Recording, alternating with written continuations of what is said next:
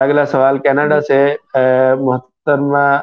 ملیحہ سعید صاحبہ پوچھتی ہیں، اگر نماز پڑھ رہے ہوں اور چھوٹا بچہ کوئی ایسا کھلونا جسے یہاں سٹف ٹوائے کہتے ہیں لا کر سامنے پھینک دے، جو بالکل جانور کی طرح ہے، جیسے پانڈا، اس کی آنکھیں بھی ہیں، پورا جانور کی طرح ہوتا ہے، وہ بچہ پھینک دے اور نماز مکمل کر لی، تو کیا نماز ہو جائے گی یا وہ نماز دہرانی پڑے گی؟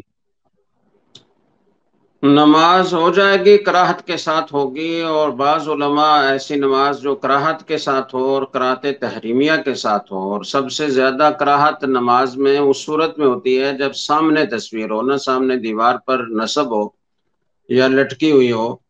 اور دوسرے نمبر پر پھر سر کے اوپر لٹکی ہوئی ہو تو اس میں کراہت ہے، تیسرے درجے میں کراہت اس تصویر کی ہے جو دائیں طرف ہو، تو چوتھے درجے میں اس کی ہے جو بائیں طرف ہو،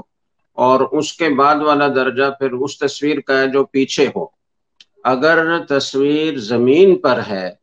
یا مجسمہ جیسے انہوں نے کہا کہ بچے نے آ کر پھینک دیا، تو بعض علماء www.dasquran.com یہ کہتے ہیں کہ زمین پر جب کوئی تصویر پڑی ہوئی ہو تو وہ چونکہ ایک موہان ہے، یعنی اس کی تعظیم نہیں ہو رہی ہے، زمین پر پھینکا گیا ہے اس کو، تو اس میں کراہت نہیں ہے۔ اور بعض حضرات کہتے ہیں کہ اس میں بھی کراہت ہے، چونکہ یہ تصویر تو وہ ہے کہ جو خاص طور سے مجسمہ ہو تو اس کے تصویر ہونے میں کوئی اختلاف بھی نہیں ہے،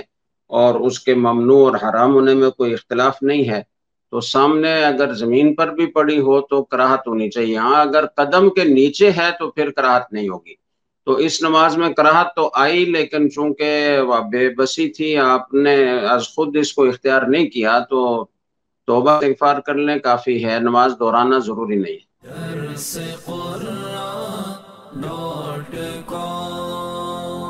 www.dasquran.com